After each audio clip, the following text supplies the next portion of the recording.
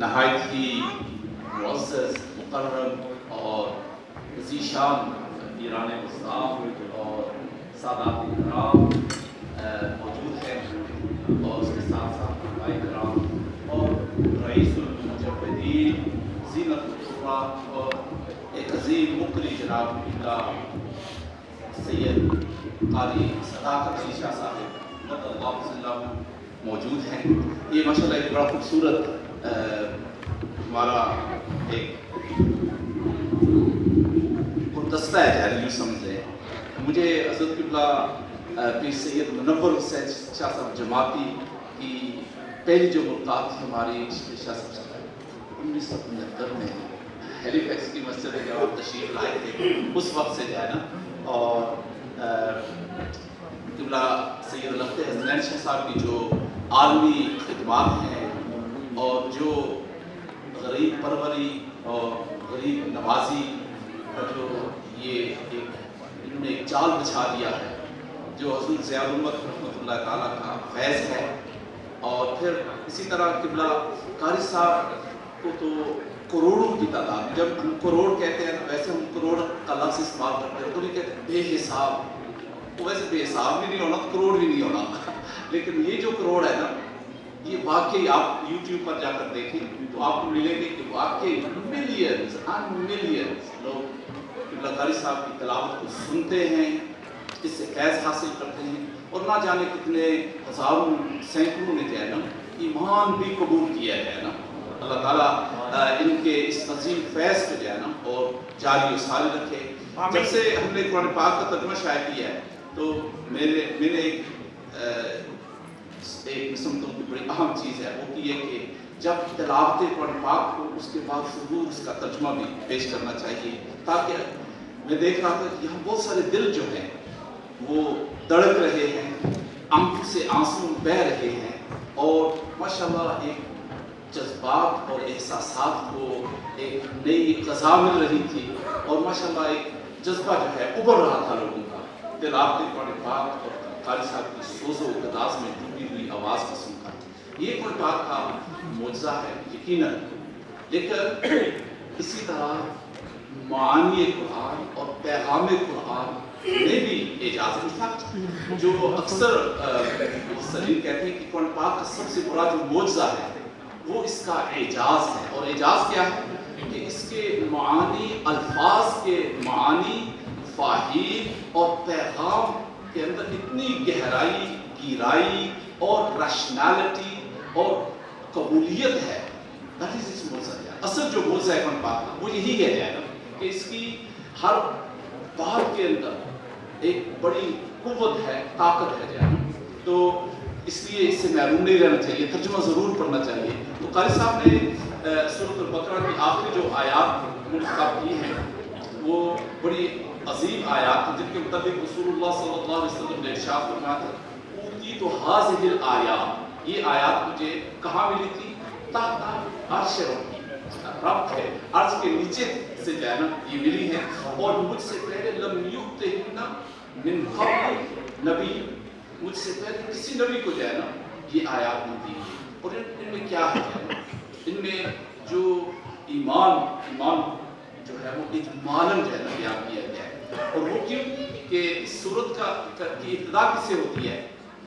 هدى للمتقين الذين يؤمنون بالغيب ويقيمون الصلاة ومما رزقناهم ينفقون۔ The surah begins by describing who are the people of faith, okay? And it ends, I hope you see this, the ring structure of the whole surah, because throughout these 2.5 years, what has the surah been talking about? This is faith, okay? And this is hypocrisy, this is kufr, and this is what the muttaqeens accept.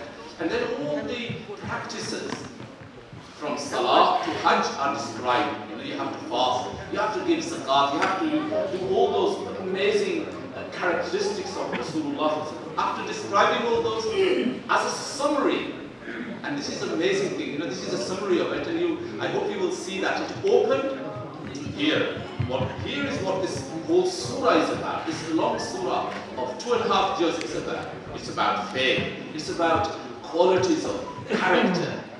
At the end, Allah subhanahu wa ta'ala again very briefly describes those. But the surah ends with a very powerful dua. I think we should really listen to that dua, which Qari Sahib read so melodiously, so movingly that the eyes flew with, mashallah, with tears. So this was the final prayer of this surah. As though, the Quran is saying that now we've provided you all the commandments that you need to follow. Now you need to turn to Allah subhanahu wa ta'ala, open your hearts, ask and plead and pray to Him. For what?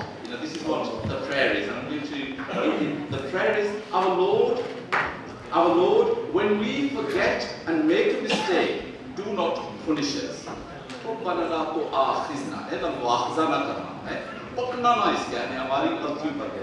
Our Lord, do not make things hard for us, as you did with those before us.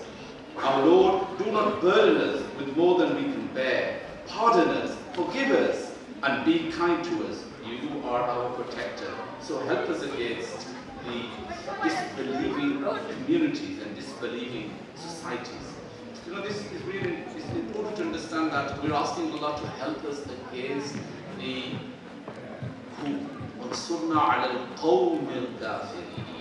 okay, which really means the evil of the society of kufr. Wherever there is kufr, wherever there is denial of Allah, wherever there is rebellion, wherever there is falsehood, that is kufr. Yeah? A society that has that kufr, we're asking Allah to protect us, and give us help and aid us so that we don't fall into the traps of the evil society. May Allah help us all to really appreciate and value this amazing book of Allah. And just to emphasize how important translation is, none of us here can actually understand Arabic, let me be honest. Okay, that would be only a handful, perhaps here. Only a handful of people who can understand Arabic. You need to understand the book of Allah in your mother tongue. Okay? Your mother tongue. And that is what you really understand things best in. This was said in the book padna shuru kar dene hain dost kya hona sare dekh kar khade ho jane hain dil iske andar jaag uthna hain dimag ke andar ki aur di ho jayega kiya patwari ya sadi zuban hai hain wo zuban and that's the reality. Your mother tongue is through what you learn and through which you can express your own conscience and learn things. This is why Allah says, وَمَا أَرْسَلْنَا مِنْ رَسُولٍ إِلَّا بِلِسَانِ قَوْمِهِ. We never sent any messenger to any community except that he spoke their mother tongue. He spoke there, and this is why you need to. So this excuse for oh no, I know the Quran. This is another wrong thing. We think we know the Quran.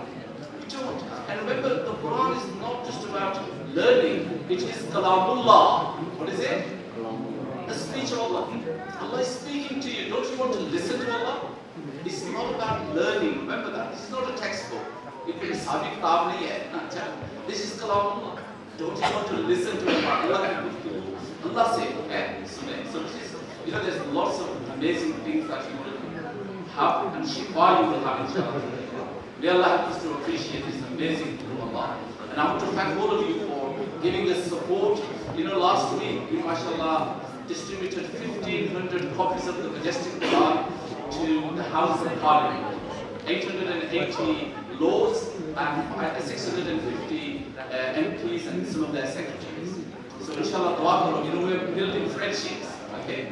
And may Allah accept our efforts. Our next aim is to give them out to all the councillors in different large cities and pray that we win people over. Similarly, sending them to schools and jails, inshallah, and that's what's going to make people appreciate how great Islam is. Assalamu alaikum.